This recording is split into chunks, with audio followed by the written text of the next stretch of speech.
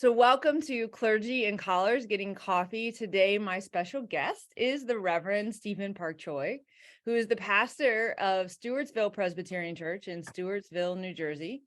He is currently serving as the moderator of the Synod of the Northeast, a graduate of Princeton, loving all things Chicago, and a bona fide sneakerhead, I think. Is that correct? Is that the term you all prefer? Correct. That's correct. So welcome. I would ask you to show me what sneakers you picked out for our interview today, but I think that puts you in an awkward position physically on Zoom. So I won't ask for that, but welcome to the show. Thanks for having me, Leah. This is a great honor and a privilege to be with you. Now, Stephen, we met via Synod stuff, like some anti-racism trainings, mediation trainings, Synod commissioner stuff, or whatever. And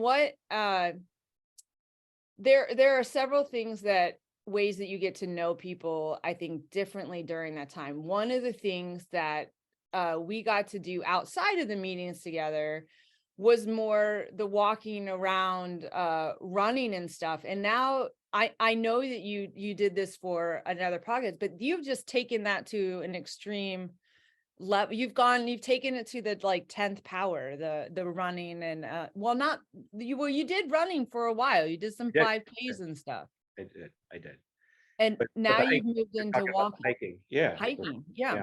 Mm-hmm. Yeah. That's really become quite a passion, or I talk about it in terms of it seems like it's a prayer practice, a way for you to refuel and recenter. But do you get some real clarity when you're out hiking, or what does it do for your soul? Yeah. So before I answer that question, I think back to our time at meeting at the Desmond in Albany, the hotel. Yeah. And Strange hotel. Yes. It is. And I remember maybe it was because it was inclement weather or cold. Like, we actually ran the hallways Always. Yes. of the Desmond. So that was, yes. Yeah.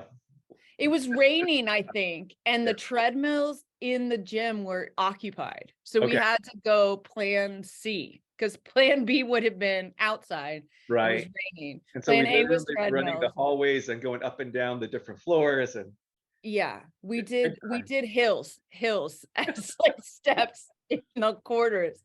Yeah, some good times. I don't know how that sounded to the people who were staying at the hotel, but yeah, I don't even remember. I didn't hear any complaints, so no. I figured all is good. That's right. But now you've taken that practice right out of the Desmond and into... So at that time I wasn't even hiking.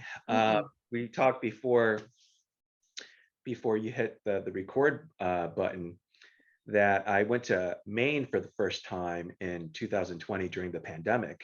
And while I was in Maine, we hiked quite a bit, partly because everything was shut down. And so a lot of people were going out into nature. And I just took that with me. And when I came back to New Jersey and continued to hike. And so since then, I've done over 200 different hikes, different trails. I've taken it to another level, but it's just been so good and healthy for me to do that for a number of different reasons. Yeah. Physically, spiritually, mentally, even emotionally, I think. Yeah. Now, what app do you prefer? The Ultra. I use the AllTrails app. I think I should get I don't know, sponsorship or referral every time I say AllTrails. I mean, I feel like it's a new worshiping community potential partnership in the making, right? And they would be your lead donor. Oh, but it's wonderful. If you've never been on it, encourage folks to check it out. You're able to find all the trails in your area. It'll give you directions to the trails, and then they also have a navigation.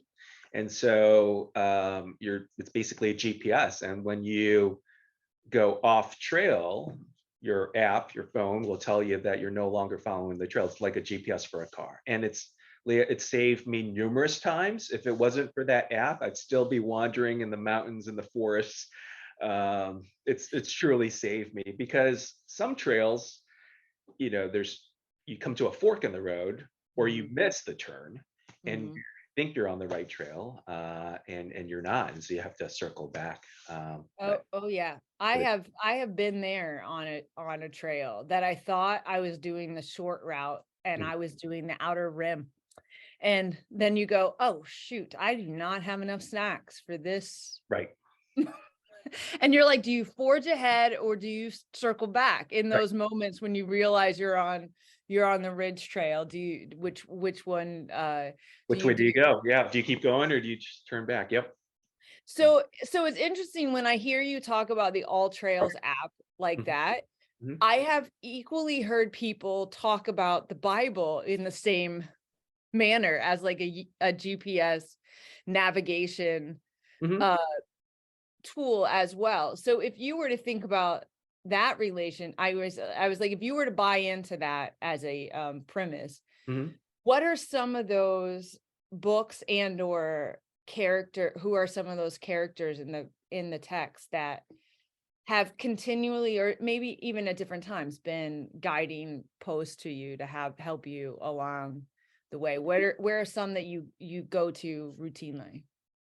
For Or direct. whatever it is that you would need it for. I guess if you use it like a GPS, I guess to ensure that you're on the right track, Hmm. or uh, a snack along the way. I don't know how you want it. You can take it any way you want to. Well, you promised not to put me on the spot I here. know I did, and then I went and did it anyway. Yeah, yeah. There, there's my promises. So I don't know if there's any one character, person in the Bible, that I turn to, for direction or clarity. I suppose the answer should be Jesus. It's always Jesus. This Always is a Jesus. Yeah, Sunday school, right? It's that's always right. Jesus. That's right. That's right. Um, yeah, I don't.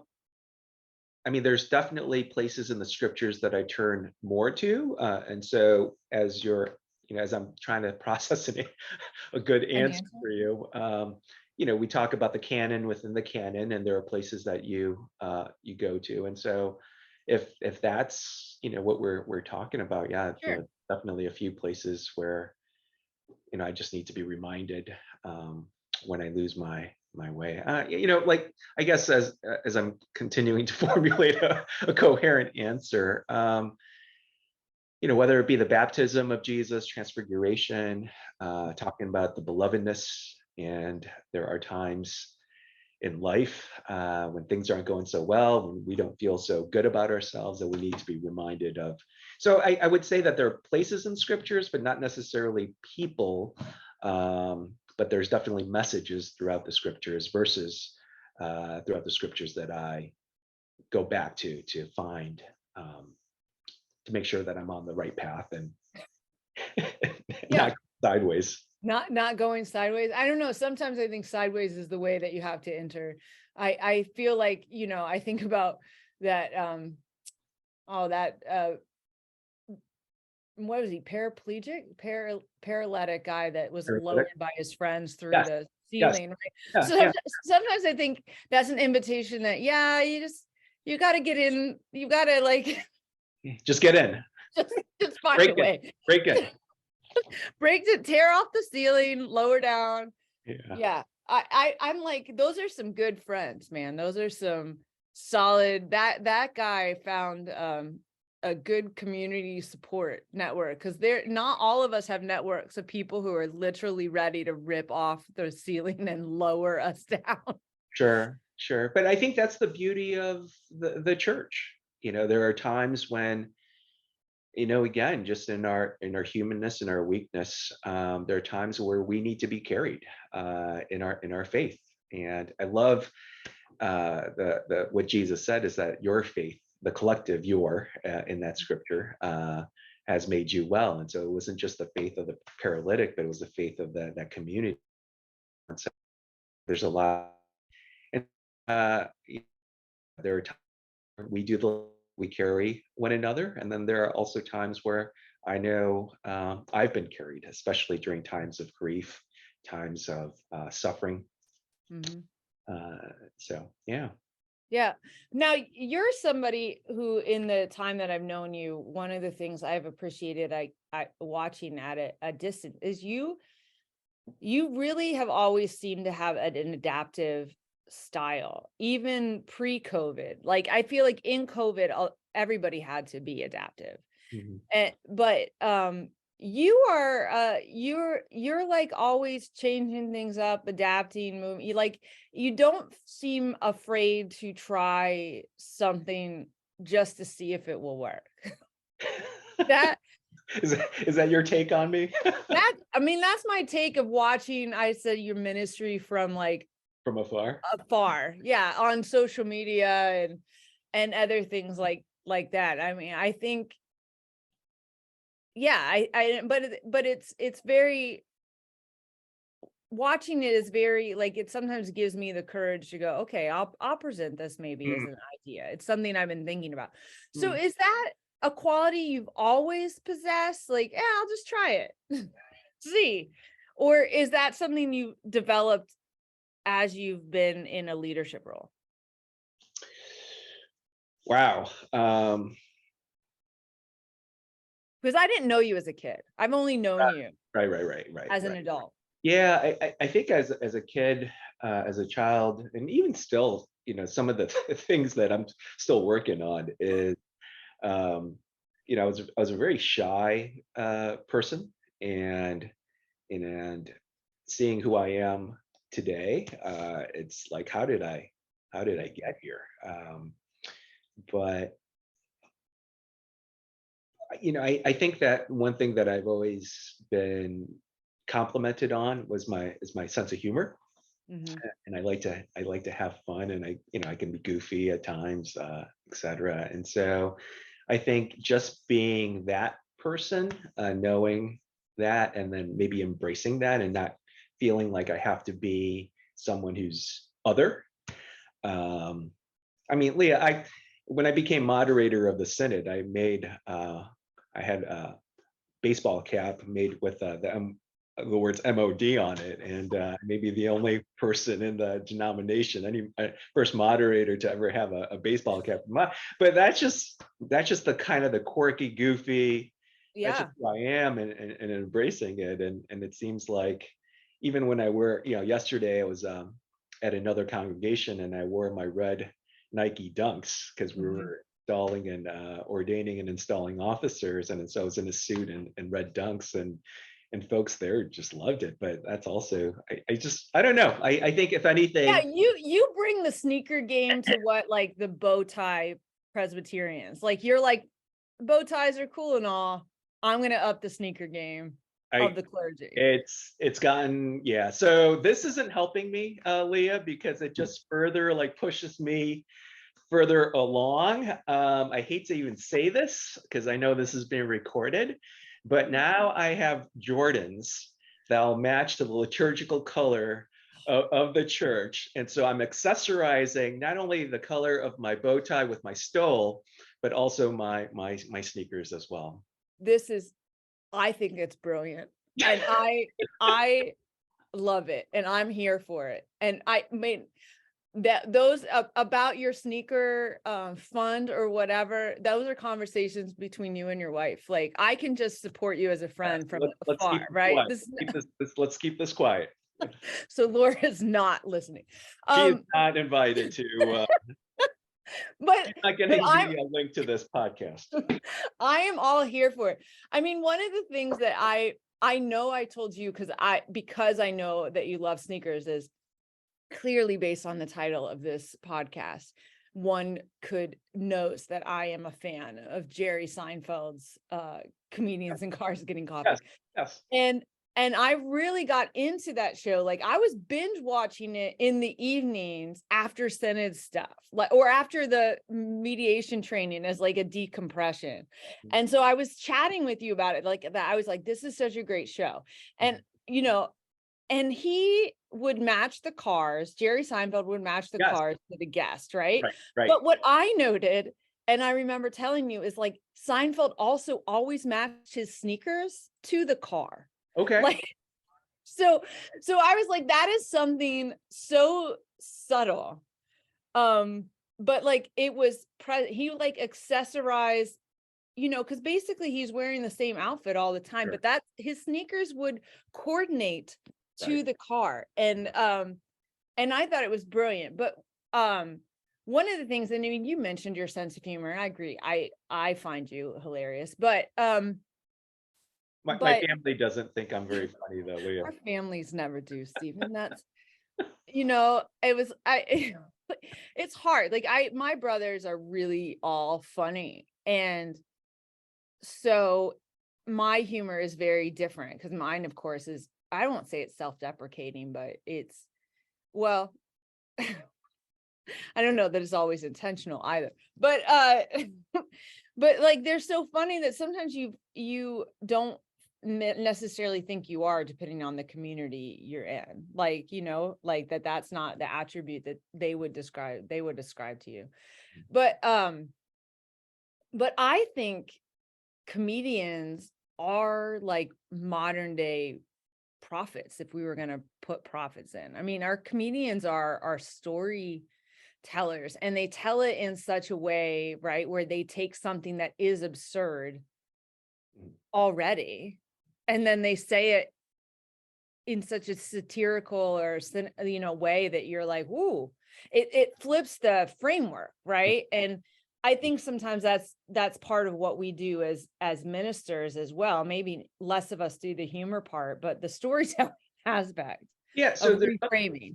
so as you say that, it reminds me of the children's sermon, where I think when you're listening to a comedian, your defenses are lowered, and so you're Mhm. able to receive a little bit better. And I feel that the same is true of the children's sermon for adults. Is Mhm. that the thought of, this isn't for me, this is for kids, and yet because maybe your defenses are lowered, you receive more versus maybe even the actual sermon, where now you're a little bit more guarded. You're um, I don't know. Maybe you don't hear it as well. So just as an aside. Yeah, no, I think that makes, I mean, that makes brilliant sense to me, that there is this level of, as you call it, I think that's rightly named, this defense. Like, I should know this better. I've been hearing these stories my whole life, or Hmm. or that's never the way I've heard that preached before. They don't know what they're talking about. I feel like those things can happen, and aren't always helpful. Because I mean, certainly I remember when I went to Kenya for the first time and saw bananas peeled the opposite way that anybody had ever watched peel bananas before in my life. And I was like, what are they doing? Like, it was so like defensive up. I'm like, why? I don't really care which way people peel a banana. It doesn't make any difference. Peel Right. a banana however you want to. But yet the first instinct was to get all defensive about like feeling like I have to protect or defend the way that I've always peeled bananas. This is the right way. And you're going, is there a wrong way? I don't know. So, but I feel like, I know that's an absurd example, but I feel like you're right that we do that similarly with text or dogma or policies, that adage of we've always done it this way. And I just feel like your leadership style is more like, yeah, maybe, but what's the harm in maybe exploring it differently? I think you give me too much credit, Leah. I don't think I do. I think you give yourself not enough then. I don't know. You don't think so? You don't feel like I think you're trendier than you think you are. Is that what you're saying to me? I for sure, for sure, for sure. Maybe it's because I'm not one of your kids. Like I'm Yeah. like, we're peers instead. That Uh, I'm like, no, uh, no. I mean, maybe. I yeah. don't know. Well, there've been so many I think memes and TikTok videos about this, but I've quickly gone from dad to bruh, you know. Do you find that with I mean, like I have, right, one who's 13 now, who Yeah. really kind of, we are similar enough that we do a lot of Okay. this, right? And yet I genuinely love this kid as a person, right? But they will like say things that you're like, I am not one of your friends, dude. Stop it. Like, I don't know who are you talking to? There are times my husband and I look at each other with things our kids say that we're like, I wouldn't even say that. Like, well, our parents are both gone, but like you just wouldn't say that to elders in general. You just wouldn't Sure.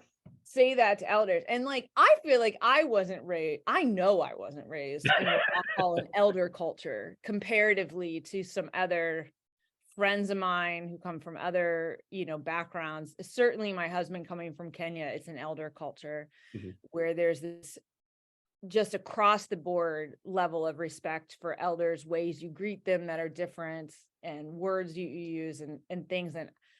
And I know that used to be very present in the US at one time, but I feel like it began to shift around our like Gen X era.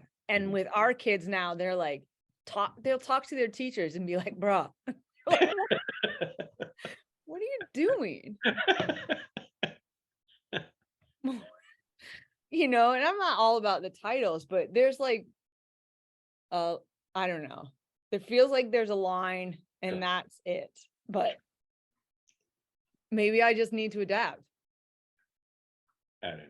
Yeah. I don't know. Yeah. But so now you are moderating the Synod in addition to like your clergy things. And how does that go? How do you balance all of that stuff? And maybe the answer is you don't, like between your parental things and your all those titles and things that we wear. How do you balance all that in your life? Because you've got a lot.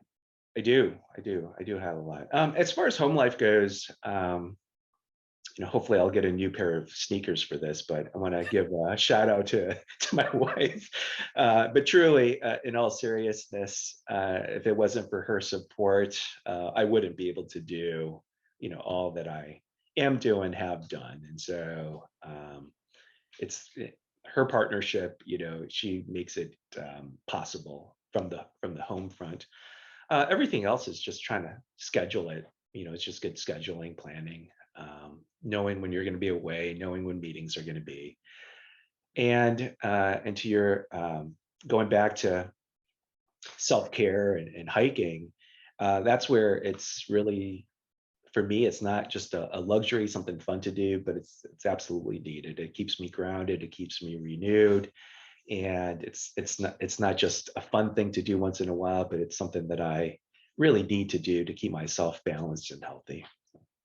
But you also, I think, in ministry, like the visiting people and like, grabbing a lunch, grabbing a coffee, doing those sort of stuff, that also seems like it's very important to you. And do you find that is like, do you enjoy meeting with people in I'll call it a neutral environment, like a restaurant or a coffee shop? Yeah, so those are things that I think are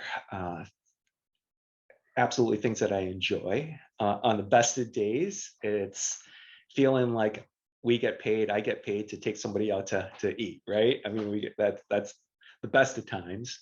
Yes.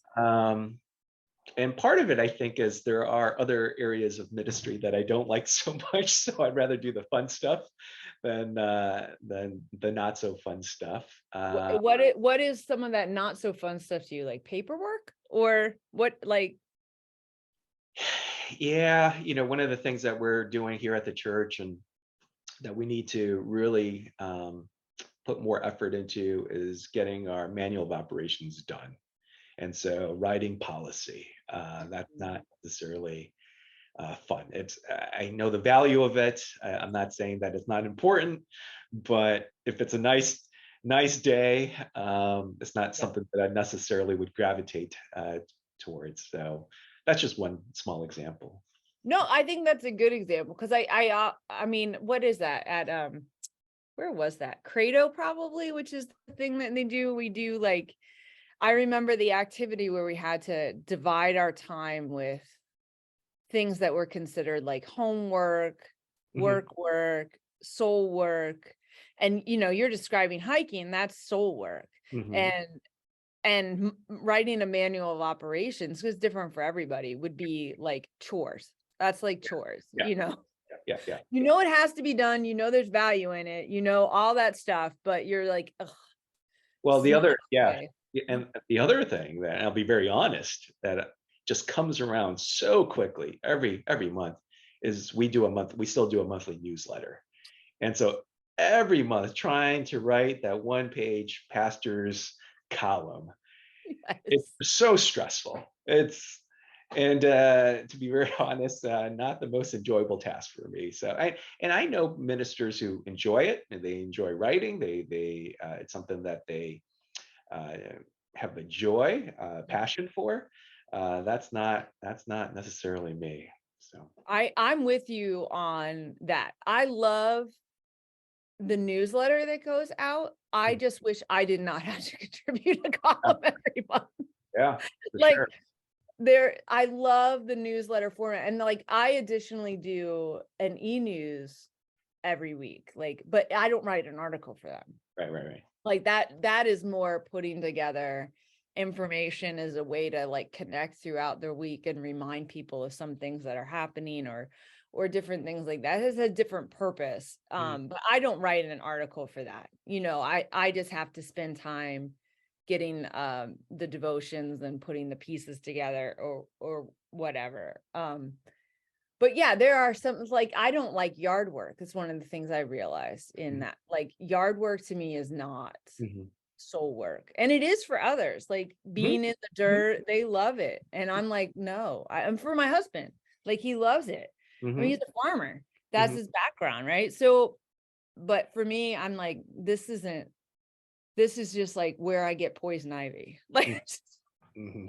and I don't feel the same about being out in nature. Like, Sure. I love hiking and walking around, and like I have my favorite local trails, and that often is what I do on my day off. Like, my kids go to school and I'll go hit a trail that's not very far away, or an art museum. Those are ways that I kind of um refuel.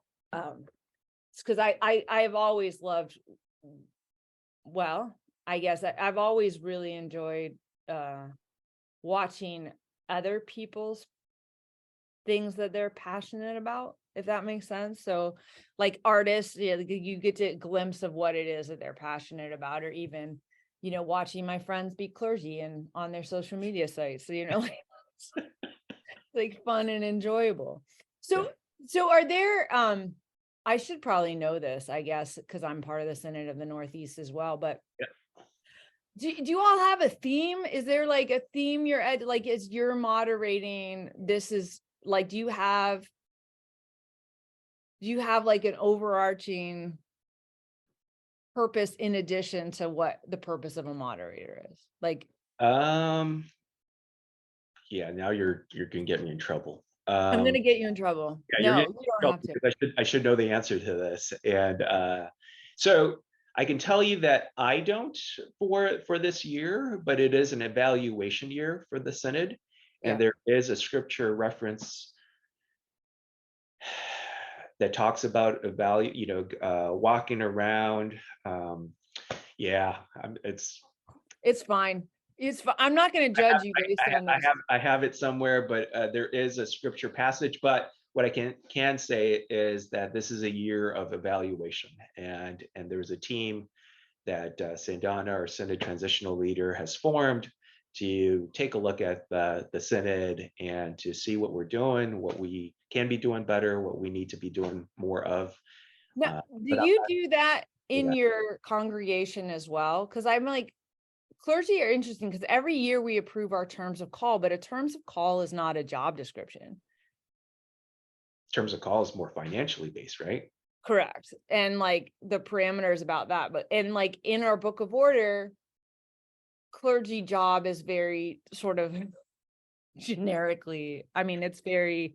So we could talk about this if you want. I don't know what the clergy job is. You Right. say that I'm doing all these different things, that's outside the box, but the truth of the matter is, Leah, that I think like 10 years ago, or I've been here now for 12 years. 12 years ago, when I first started at the Stewartsville Presbyterian Church, like I had a clear understanding of what my role is as pastor, preaching, teaching, leading mission trips, moderating session, those Right. types of things.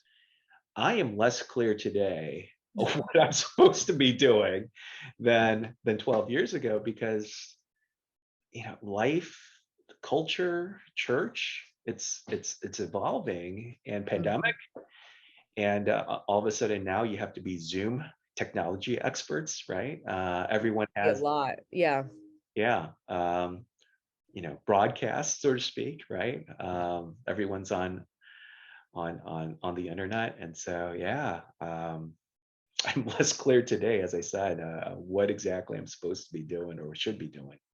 Yeah. And I don't know that there's always a lot of good guidance around that. And I think it's also because, and I'm wondering if in part it's because each community we work in is so varied and different in terms of what it is that they need or what it is that they view as the role of the pastor.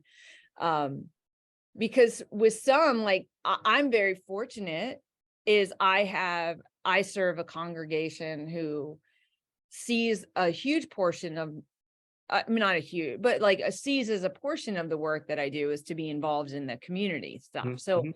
so that is very great for me because that's something that I also enjoy. So it works. It's part of why I think we work. Like I want to be involved in those community efforts and those things beyond the walls, or developing some of those partnerships. But not all churches have that as one of the things that they would lift up or they would want as a congregation. But the pandemic, being online now, having to do all this stuff has definitely shifted our role, as in it's far more public. Like there's already not a lot of anonymity as a pastor in your community. Like I can't go to Walmart in my pajama bottoms. I mean, I wouldn't probably anyway, but I really, really can't, because you never know that whom you're going to run into. I can't, because my mom would be yelling at me in my head that is unacceptable behavior. She'd be Well, like, Tizzy. I shouldn't say this, but if you're ever going to wear pajama bottoms anywhere, I think Walmart might be the place to go. No judgment, but No I think judgment about you'll fit right in.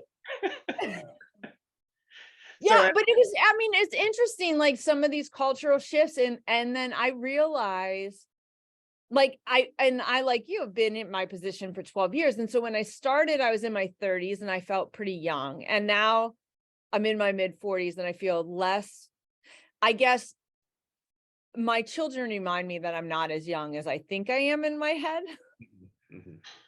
Because when I go to chaperone their school events or whatever, and I see some things or hear some things, I'm like, I feel like I'm like, in my day.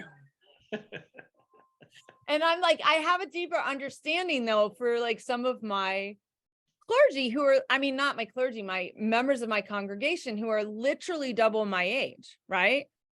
Like, I'm like, if I'm thinking that about this group of 20 and younger kids, like people, there's no way they're not thinking that, seeing some of the things I do, to be like, clergy in my day would never had beards. I remember that being a thing with my dad. I don't know what it is for the guys as it is for women clergy, what things you can sort of get away with. But like, there was a time where not having a beard, like, my dad wasn't allowed, like people would flip in his congregation if he had a beard. But truthfully, he looked better with a beard. So like, we as his family are like, no, you should wear a beard. And he's like, no. But there was a time where like you're wearing your Cubs hat now, but there was a time that there's no way hats indoors or wearing like as a professional to wear a sports cap would have been considered. Sure.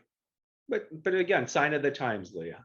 Back in the day when you go to a baseball game, you know, people were dressed up. They all wore like fedora hat, like the men did, you know. And so it's definitely a different time, and it means different things too. So Yeah. like I don't feel I'm irreverent by wearing a cap. Nor do I, but yes. Right.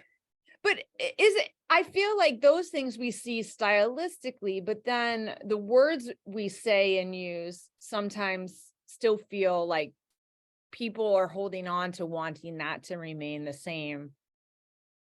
Even more so, like the way that they've always heard a scripture preached on or talked about. I think I as clergy, sometimes I myself even get lost in what is policy and practice and what the passage actually says, right? Like, or what the Bible actually says, you know. So now I'm going to get myself into trouble here. You know, things like original sin and stuff, that's not really in the text.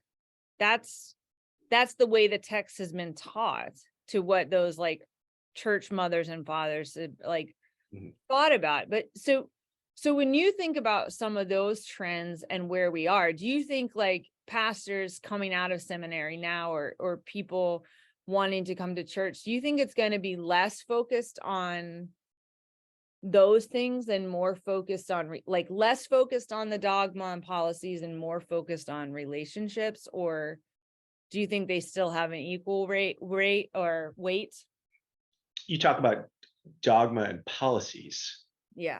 Are you speak more about that? I don't know what you mean. Like I guess like practices, or the way that, like, I love our book of confessions, but some of them I don't necessarily love the way the things are worded. Like it doesn't actually mesh up to where I am, though I appreciate the history of it. I don't have a problem saying. Are you speaking to like more inclusive language? Yeah, probably more inclusive language, a little less like, you know, I'm not one for all the bloody language of Jesus. Like in general, that's not my that doesn't speak to my soul as much as like the loving images. I'd rather focus on that than the blood images, I guess. But for others, that's, you know, so even in the hymns and all of that, like those aren't my favorite hymns to sing, even though I have people who are like, no, I want to sing all the old hymns. And I'm like, some of those old hymns, though, theologically are, I don't love the theology. So I don't know. It's just not a struggle that you have. Is it just Leah's struggle? Well, I think that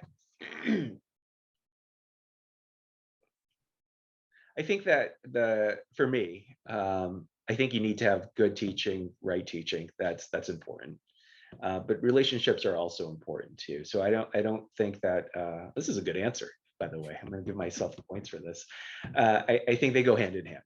It's not one, you know, versus the other, but it's an and both. I think you need to have good doctrine, good theology, good teaching, but relationships are also important too. Yeah, I mean, for sure. And I don't know about you, but for me, you know, I've grown up in the church throughout my life, all of my life, I should say.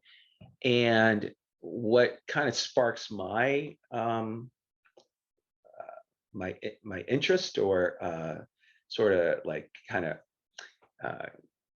makes me kind of pay more attention to, is when I hear an interpretation of scripture that I'd never heard before, you know, and I like the newness, the freshness of that. And so, you know, just different ways of thinking about, you know, scripture, and, you know, the ways that we were taught it, the ways that we learned it, and then now hearing somebody else's interpretation of it in a slightly nuanced way that makes me think and go, oh, I never considered that, or never thought about that. And I think that's the beauty of scripture, not to be preachy, but as the living word, right?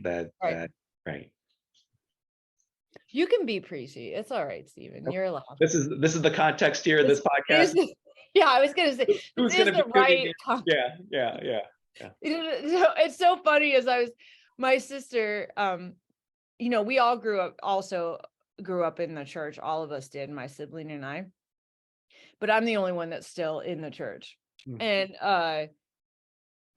so my sister was like, oh yeah, I was listening to your podcast, but she's like, but I've really just listened to when you guys talk about coffee. And then when you start talking real churchy things, she's like, I less listen. And I was like, what's so interesting to me about that is I think one of the reasons I like to talk to other clergy friends is I feel like sometimes what's presented as the pastor's voice in the media is not at all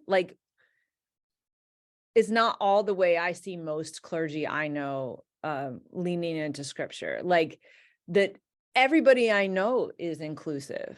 Like all the clergy I know are, and I'm not talking about politics here. I'm just talking about like every pastor I know is preaching love from the pulpit and not, nobody's telling anybody how to vote or like how to, what they should believe on certain amendments or laws that are being made. I know nobody who's doing that, but I do know clergy who are looking at the news and looking at the text as you talk about it as the living word and making comparisons there, or holding those sort of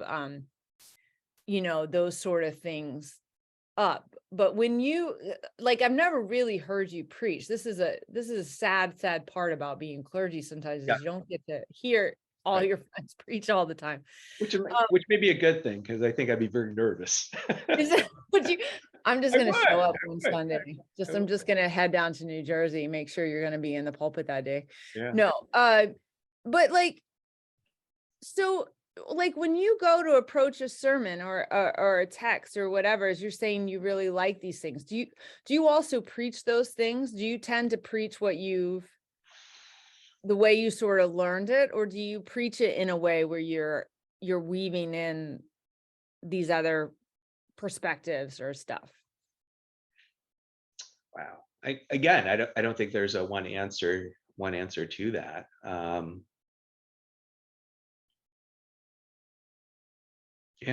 You just try to, I think I try to be as faithful to the text as possible, and pray that, and again, I think maybe you do too. I'm kind of hearing this because I don't know your faith background, but I do definitely come from a more conservative, growing up in the Korean church, fundamental, evangelical even background. And so that's really hard to shake, and that's what definitely formed me. I'm not there obviously today. I think I've grown, although perhaps others will say that I'm going backwards, but I do feel like I'm growing in my faith. And so I do try to preach God's word and try to be faithful to that, and taking that seriously.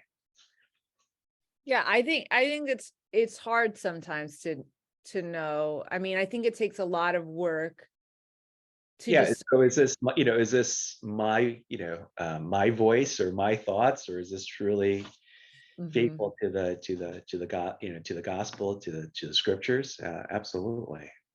Yeah, there's a lot of that. I remember once I had because this is probably the part placed in my work as a pastor where I have to be vulnerable in a way that makes me completely uncomfortable.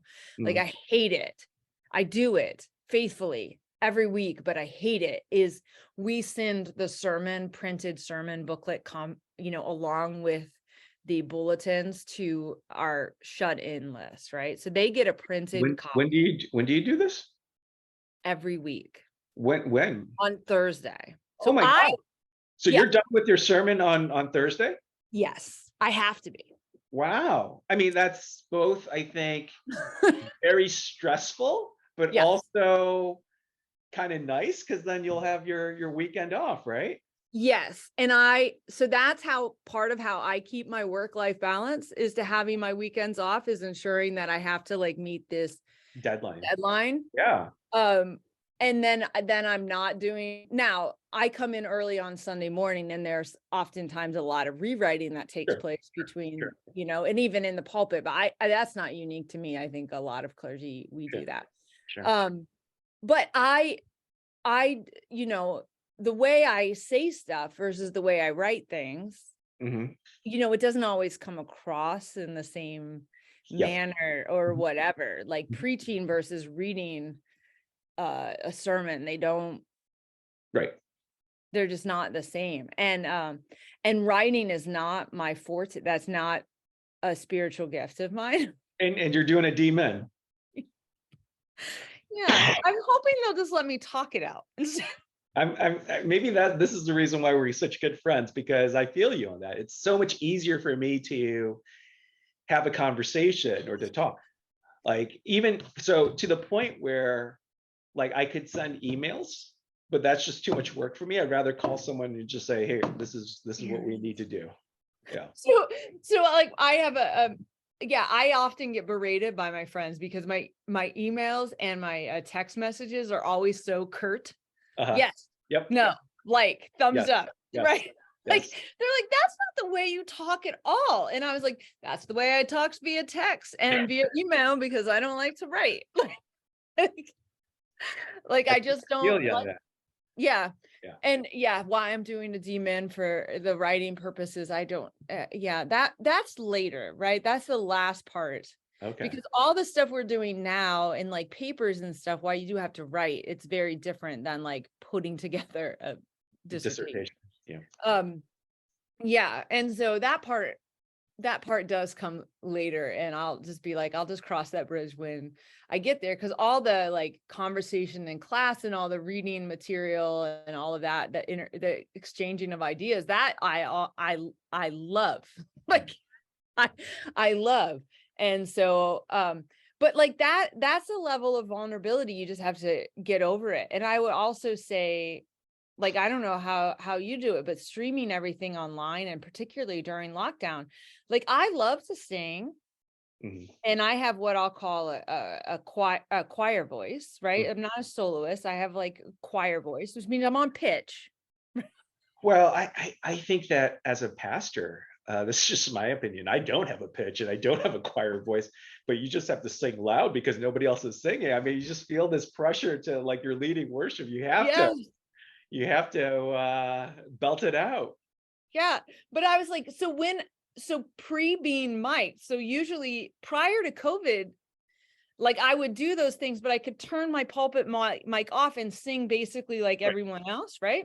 Right. But now that is also mic'd, right, for the Okay. people streaming online. Okay. And I have to go, oh, I'm an alto, and so many of these hymns go into the soprano The range, high. Yep. Yep. and I can't, because you're leading. I feel like prior to COVID, I would drop down and sing I would sing a harmony, or Oh, I'd nice. just drop a whole octave. Look at And you. but yeah, well, I didn't say I did it well. I just Right. do it. But Okay. but now you can't. And so this level of vulnerability that you have to do has sort of ruined, well, it's helped me embody progress, not perfection, I hear you. Yep. you Yep. know, Yep. like that we are always learning and adapting and stumbling. And even if it's something like we've said 1,000 times over, even if it's like a doxology, which we've literally, growing up in the church, you've been singing since birth, right?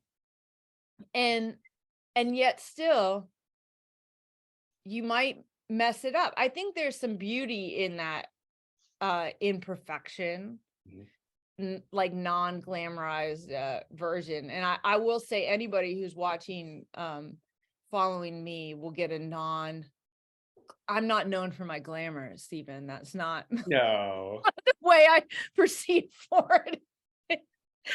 in the world. So I don't know if I'm any different than what I find is that I'm not as different as other people, which I don't know if that's kind of clunky way of saying that that I really don't like how I sound, and it's painful for me to listen to myself recorded. I Mm, remember before COVID, I would change the voicemail of my office phone to say that I'm going to be away, and if you need pastoral care, call this elder on call. Right, Leah, I would spend like I would record, re-record. Like I would spend sometimes like 30 minutes, 45 minutes on this, right? mhm. Working on this. Trying to make Get it, sure you that's accent it. perfect. That's perfect. That I sound good, etc. And oftentimes, because people knew I was away, do you know how many folks would leave me a voicemail or would even listen to that? Like one or none, right? And Right. so it makes me think like, wow, I just spent like 30 to 45 minutes on something that no one's going to even really care. And I'm of course more self-conscious about it because this is me, this is my voice versus, I don't know. Right. Yeah. So I think that's interesting. Like, I have leaned into that. Like one of the things I say is like in the pulpit is one of the places that I try to lead with vulnerability. And I don't mean vulnerability as like telling all my life scars mhm, and stories. I mean vulnerability like saying, like this past Sunday preaching a text that I was like, whoa, there's some harsh words, like that kind of vulnerability to be like, sure, I struggle with this scripture. I don't know. mhm, I don't know if I love this. Sometimes I struggle with like this doesn't always mesh up to how I see God or experience God in other parts of the text. This is not, mhm, I struggle with what this means or what this can mean and what that's saying. And that's the kind of level of vulnerability, I guess, that I say I feel like I try to lead with in the sure, pulpit. sure, And maybe that is to go back to what you were saying earlier, is that if it might be a way to sort of lower defense mechanisms of being like, yeah, I don't have it any more right yeah, than anybody yeah, else. I yeah, have a particular role in the church as a clergy, but right. certainly don't model your life on me. We have someone else to model our life on. Sure, sure. And again, I don't know if I know I'm not the only one that feels this way, but Leah, oftentimes I feel like a fraud. Like, people think of Opposer. me in a Yeah. certain way and, think that I have like my life together and, and maybe if you just follow me on social media, all I'm doing is hiking. And I've had people say to me, like, do you ever work? But But it's not as fun. It's not as pretty. Look at your background right now is yeah, what you said, Cadillac Mountain in Maine. yeah. That is way prettier than being like, this is my desk calendar. Yeah, yeah, yeah. So maybe I need to be more authentic and show my what the real background. Let's see here. As you're not in the mountains right Yeah, now. yeah. So this is like Yeah. Which I said maybe we'll do this. Maybe we'll do this for the rest of the podcast. I love the accordion door. So yeah, so you can tell in my office I painted because purple is my favorite color. Oh, nice. And Oh, don't- I thought you were just accessorizing for Lent. yeah, I wish. Lint all the time, Lint and Advent. Everybody's like, "Oh, we can use midnight blue." And I was like, "But it's purple. Why would you change purple?" No, I'm all for, I don't care. We can go midnight blue or purple for Advent. I'm not bothered by it. But yeah, so I was given permission to paint my office because it was Oh, nice. wood. It's all wood paneling. So I'm like, my office used to look like Like the this. same color as your accordion screen there and divider. And my office sits in the, well, you've toured our church, but my office sits in the basement, right? It's Mhm, down in the basement level. And so it's already cave-like mhm, anyway. mhm, mhm. And I was like, I can't have these brown walls. Like there needs to be something a little different here just so I can feel more alive in this space. Cause I Not a dungeon then, huh? yeah, I don't want to live in a dungeon, but I think, those are things that make me feel better as I've aged. I've leaned in more to those things. I think at one point I might have wanted to keep hidden, like my awkwardness or my, as you were talking, like you just lean into the humor, you lean into this is who I am. I'm somebody who wears sneakers, and I'm going to wear my sneakers with a suit. And, I do all the manual of operation stuff, but who wants a picture of a manual of operations in their social feed? Right. Like, Well, you better believe after we finally complete it, get it all done, we're going to celebrate that. We're celebrating that. it's so like, people are like, oh, I'm a big rule. Like, I love rules. There's a reason that I serve at the Permanent Judicial Committee, the General Assembly, is because I love the rules and the policy. So I never mean to, but I won't there. That's part of why I'm Presbyterian is because of that. And I like the structure, but people are like, but you like the structure, but you also sit sometimes far out on an edge, right? And I was like, well, yeah, well, you can only break and bend the rules if you know what they are. That's right. You have to first learn the rules before you can break them, right? Or before you go, what's the purpose of it? Like, what purpose does this rule serve at this point in our history? Like, there may have been a time, right. But like, if what it's doing now is a barrier versus the relational aspect, then I don't know that that's a great rule. Right. And speaking of off the cuff, and as we come to our close, this is where I've been for the last couple years, leaning in more into my my 8-year-old self of the Care Bears. And now I think the Care Bears are a perfect symbol of fun ways to describe our spiritual gifts. So maybe this is your dissertation here. It's like an enneagram. It might be. It might be. I think. Might be. Yeah. So on your acknowledgments page, you can put my name on there. Like, sweet. I will add you as a thank you acknowledgement. Yes. Oh, I think that's perfect. So,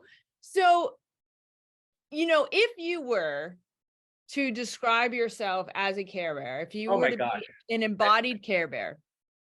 So yes. I don't know Care Bears as well as other cartoons. Oh yeah, you don't have to know them so well as much as, so they're colorful. So you have to think about what color your Care Bear would be. If you were personified in a color, what color would it be? And then if you were to think about core Stephen Park Choi, what's at the center of one of your like spiritual gifts and personalities that you share out into the world, because that's what Care Bears were. What would that emblem on your belly be? So it doesn't have to be one of the emblems that are on a Care Bear currently. It can be whatever. I see. I think my two favorite colors are probably blue and orange. Chicago-based teams. I went to the University of Illinois. They're blue and orange. Were they the Lions? Are they the who? No, who are Illinois is what? What was your mascot? The Illini. Yeah. Fighting Illini. Yeah. Yeah. That's what my mom was. She went there she left, but she started there. My mom really? Did. At the University of Illinois? My mom grew up in Peoria, Illinois. Oh, okay. Oh, I didn't know that. Mm-hmm. Well, Girard, I think technically even smaller, but like she was born in Peoria. Yeah. Oh, nice. And I think for me, what I'm probably most passionate about is mission. And it's interesting because I'm not having as I'm thinking about like my vocation, my call, what energizes me. It's definitely, as we've talked about it, it's definitely more mission, helping ministries. So I don't know what symbol or what would correspond to something like that. Well, I guess I would say go with your first, if you were to just visualize it, go with your first instinct. This is painful for me because I'm not an artsy person. I was at a Synod leadership retreat and they made us do artsy stuff, and it was like so painful. In fact, when we had a retreat this year, I said, is there going to be any arts and crafts? Because I may not be available. Well, I arts and craft like a third grader still, like not even like figures and oh yeah, for sure. It's not my forte. Like I do a lot of things mediocrely. So does PDA have a symbol, or I don't, I'm sure they probably do. I just don't know what it would be. Yeah, I mean, I don't know. When I think, it depends on what you think of mission. Like there's a part of me, when I think of mission, I think of like a helping hand. There's another part of mission, I do think of like the walking. So like a foot or a sneaker would be maybe what I think about, that walking alongside. And then of course there's also all the tools that one could use for missionary work. So I guess it's just like what's embodied for it for you. When you say you love mission, what's the aspect of? I would go with your first the first answer there, a helping hand. But if we can get some shoes on there somewhere, like it's like a Build-A-Bear.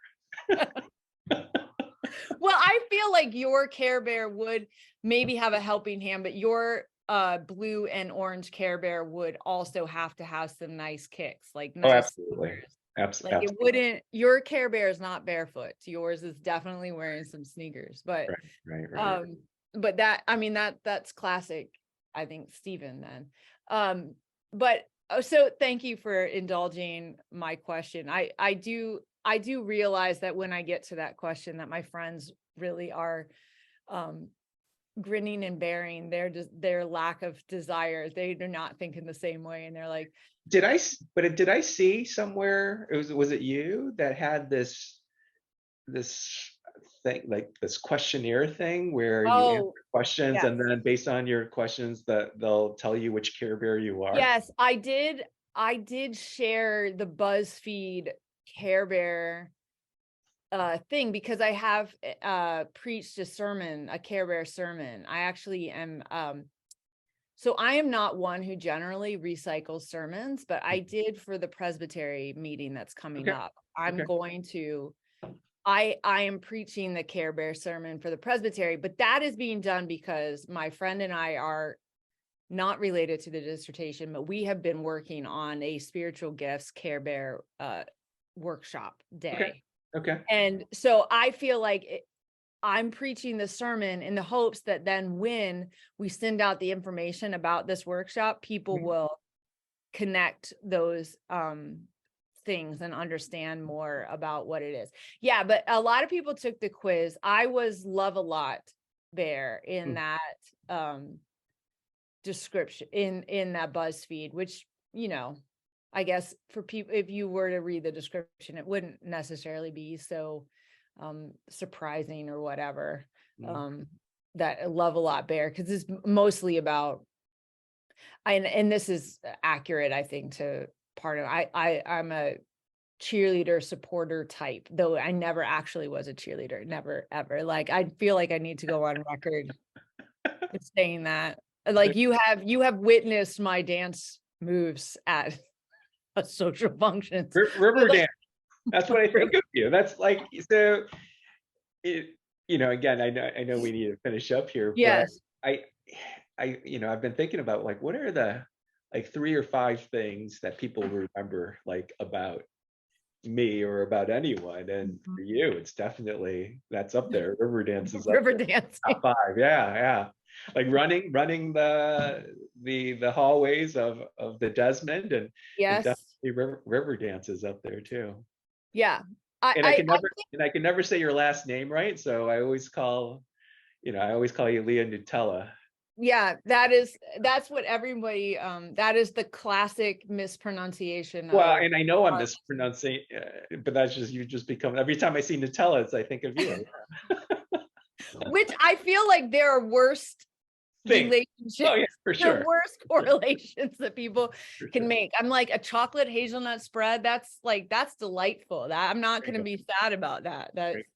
That's a delightful way to be remembered by people. But speaking of that, thank you for taking the time to partake in this conversation with me today. I have loved it. Thanks, Stephen. It's been great to catch up with you, Leah.